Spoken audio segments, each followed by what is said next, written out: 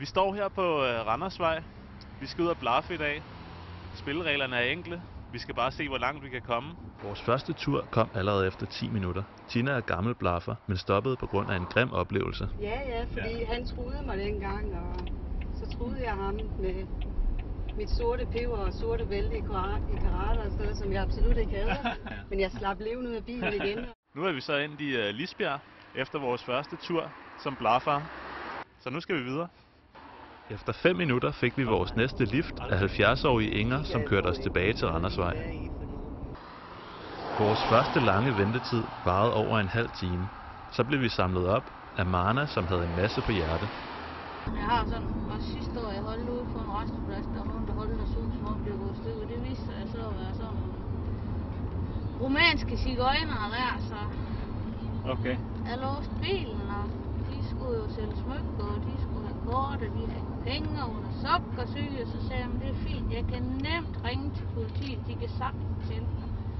Og de skulle altså til Stockholm, så må jeg lige tage og forklare dem, så ville jeg så vist komme lidt for langt op i den. Så jeg slog for en slejer, og så efterfølgende, så ringede jeg så til politiet, og hvad skal vi gøre ved det? Så siger jeg, få den der ud af landet for pokker. Ja. Det er der, hvor vi skal bare have lukket grænserne igen. Er det eneste problem? Vi skal have lukket grænserne igen, så vi ikke får alle de der suspekte personer op, som farer frit slag. Ja. Nu er vi endt i Søften. Der gik ikke mere end 2 minutter, før vi blev samlet op igen. Denne gang er Peter, som ellers ikke normalt tager blaffere med. Nej, der er nærmest aldrig nogen.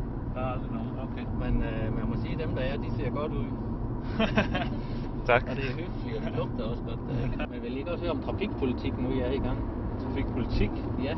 Hvis du har noget interessant at sige om det, det er, så... det jeg ikke kan forstå, det er busbaner. Ja.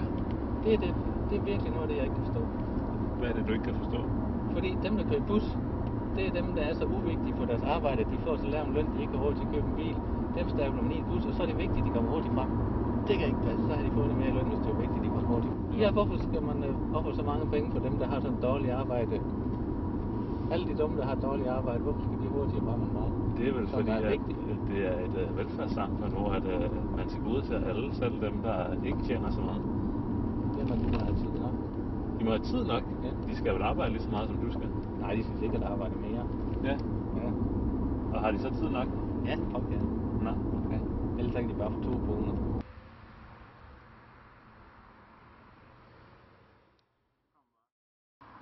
Det kræver god tålmodighed at blaffe. Vi ventede igen over en halv time, men så blev vi samlet op af 3 venlige sjæle i en minibus. De psykisk syge Peter og Sebastian og hjælperen John. I dag, han hedder Sebastian, og vi har boet sammen på et center hernede, så der skal jeg op og besøge ham. Han bor op i den sydlige del af Randers. Det er en social-psykiatrisk institution, vi skal på. Okay. Jeg boede her på en institution i Aarhus, der boede vi sammen. Nu bor jeg i Aarhus. Okay. Eller i Randers. I Randers, ja. Og så skal du på besøg? Ja, men altså, jeg har også flyttet i mellemtiden. Jeg flyttede til Gellerup. Så kom vi til Randers. Endnu et stop på vores tur. Dagens sidste lift kom efter 15 minutter og var med kære Karen, som kørte os lige til Journalisthøjskolen. Vi fandt ud af, at det i høj grad er muligt at blaffe i Danmark, og det er endda rigtig sjovt. Jeg stod i en time